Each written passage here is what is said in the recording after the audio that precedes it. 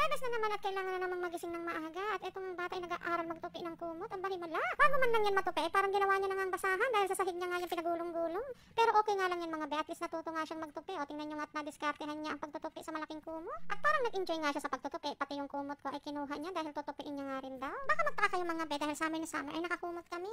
Medyo malamig kasi kagabi mga be dahil umuulan dito. Diyan ba sa inyo mga be umuulan din? May bagyo nga daw kasi, amang daw nga ang pangalan at signal number 1 nga. Ewan ko ba kung signal number 1 dito sa Metro Manila. Yung asawa ko lang nagsabi sa akin na may bagyo pala at ngayon ko nga lang din nalaman na amang ang pangalan ng bagyo. Totoo ba mga be na may bagyo? Hindi kasi ako nanonood ng balita. Pagkatapos nga niya siya ditong magtupi nitong mga kumot ay bumangon na din kami dahil mag-aalmusal na siya, maliligo pa dahil nga papasok pa sa eskwela. Pinanood ko nga lang si Yasha dito kung paano siya magtupi. Nayaan ko nga lang siya dyan para matuto siya. Medyo nahirapan nga lang siya dyan sa kumot niya dahil medyo malaki ang kaysa doon sa una niyang natupi. Pagkatapos namin gawin lahat, nakapag-ready na kami ito at papasok na nga kami sa school. Sinuotan ko na nga siya dyan ng mas bago ako lumabas pero ayun at namili pa siya ng isusuot niya dahil malaki daw yung naisuot ko sa kanya. Tingnan niyo nga mga be at basang-basa itong sahig dahil nga umulan. Buti na nga na tumigil na rin ang ulan at hindi na kami mahihirapan pang maglakad at sumakay ng jeep. Sa totoo lang talaga mga be, mahirap pumasok ng umuulan. At masuotan na siya dyan ng mas at alis na kami. Nakikita niyo ba yung bag na suot niya? Dyan nakalagay ang kanyang baon. Ang baon niya ngayon ay orange at tubig. Diyan nga lang ang na-videohan ko dahil nga sa totoo lang talaga mga be, may katamaran din talaga akong mag-video. Ewan ko ba at hindi nga ako sinisipag minsan. Kaya pagpasensyahan niyo na nga ang mga content ko dahil nga hindi pa talaga ako ganap na vlogger mga be. Hayaan niyo nga at mag-i-improve din yan. Sana nga. Pag-uwi ko ay may nakasabayan akong kananay at pinasakay na lang din ako dahil may dala silang sasakyan pero bumaba lang din ako malapit sa palengke. Tapos bumili na rin ako nitong uulamin. Ipapaulam ko nga sana ito sa Architect. Hindi naman dapat ito ang ulam namin mga be dahil marami pa nga kaming tira-tira noong Holy Week. At dahil hindi nga matutuloy yung meeting ng Architect dito kaya eto kami na lang nga ang uulam nito. Pero wag kayong mag-alala mga be dahil siguradong ilang araw namin uubusin yan. Konti lang naman yung niluto ko mga be. Di pa nakikita nyo naman nakakapirangkot nga lang pero Diyos ko po ang presyo niyan. Mapapansin nyo mga be ay may manok yan dahil ang asawa ko ay hindi kumakain niya ng baboy pati na rin si Yesha. Zinom ko na nga yan mga be para kunwari marami akong niluluto. O, diba? Effective. Nagmukhang bongga. Kagabi pa nga kami walang internet at tinawagan ko na rin yung PLDT. Kaya lang ngayong hapon ay dumating din at makakapag-edit na nga at makakapag-upload na ulit. Hapon na nga ito mga be, pero tingnan nyo at umuulan pa rin. Medyo baha na nga dito sa may bandang kusina. Pero hindi naman ganun kalakas ang ulan. Okay na din kahit papaano at least hindi mainit ang panahon. Kung kanina nga ay walang internet, nung dumating naman yung internet, ito naman at nawala naman ng tubig.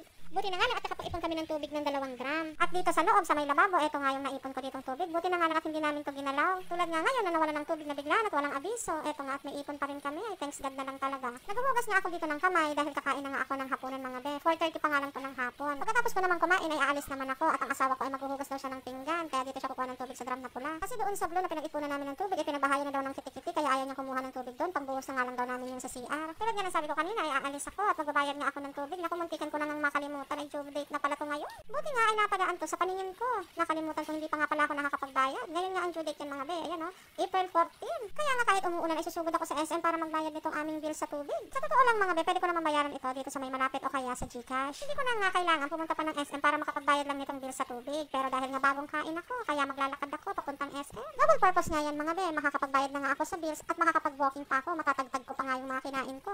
Bago man lang ako matulog, eh wala na nga yung kinain ko, natunaw na. Kaya nga wala makakapagpigil sa akin maglakad kahit pa umuulan yan mga be. Tumawid na nga ako dito habang naka-red light pa dahil tatawid pa rin naman ako para makapunta sa SM. Fast forward nga, eto na ako sa SM mga be. Tamang-tama nga yung pagpunta ko dito at walang pila. Eto at nagbayad na nga rin ako agad. Nung nakapagbayad na ako, eto pumasok naman ako dito sa supermarket. Naisip ko kasing bilhan si Yesha ng mga ibabaon niya kaya eto kumuha lang ako nitong Skyflex. Nag-ikot-ikot pa nga ako dito kung ano pa nga ang mga pwede niyang ibaon. Kaya nga lang, naisip ko nga wala nga pala akong pera. Kaya tama na nga ang Skyflex. Napadaan din nga ako dito sa may mga pansit at nakita ko nga itong sotanghon kaya nga bibili nga rin ako para lutuin sa almusal ni Yesha. At para magkaroon ng lasa yung sotanghon, eto at bibilihan ko na nga lang siya dito ng Knorr seasoning para magkaroon naman ng lasa dahil wala nga rin sa kung lulutuin ko. At dahil wala na talagang pambili sa mga dapat pangbilihin, kaya eto magbabayad na nga ako. At eto pauwi na ako. Wala talaga akong balak na bumili dito mga be dahil ang balak ko lang dito ay magbayad ng bills namin sa tubig. Kaya nga yan wala akong dalang bag na pamalengke kaya eto hirap na ako magbitbit dito sa pinamili ko. Konti nga lang to pero nahihirapan ako dahil nga umuulan, nagbi-video at may bitbit pa nga ako nitong pinamili ko. Dahil vlogger nga tayo, kakayanin natin yan. May mga i-content nga lang talaga tayo.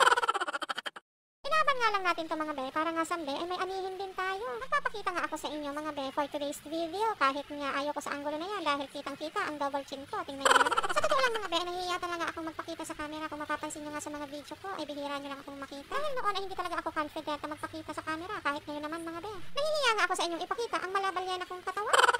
Eh dahil ginusto kong pumasok dito sa mundo ng vlogging, kaya eto at paninindigan ko na nga. Marami kasi talaga akong napapanood mga be na mga nanay na nagva-vlog na. Tagal ko na rin naman talagang gustong pumasok dito sa vlogging industry mga be. Pero dahil nga hindi ako confident sa sarili ko at wala naman talaga akong katalit-talit na maipapakita sa inyo, kaya laging nauudlat talaga itong pag-vlog ko. Sa mga punto nga ito mga be, ay hirap na hirap na talaga ako. Tingnan nyo nga yung dala ko, halos mahulog na. Pero sige pa rin, push natin yan mga be. Nai-inspire talaga kasi ako mga be sa mga nanay na kumikita na dito sa pag-vlog kahit nasa bahay nga lang. At nagbabaka sakali nga ako na maging katulad din nila na kumikita nga kahit nasa bahay lang. Dahil syempre mga be, may anak ako at may asawa ko. Syempre yung asawa ko ay hindi naman makapagtrabaho dahil nakalabas pa ang bituka niya. Kung tatanungin nyo naman ako bakit ako hindi ako magtrabaho, before mag-pandemic nga mga be ay may trabaho na sana ako.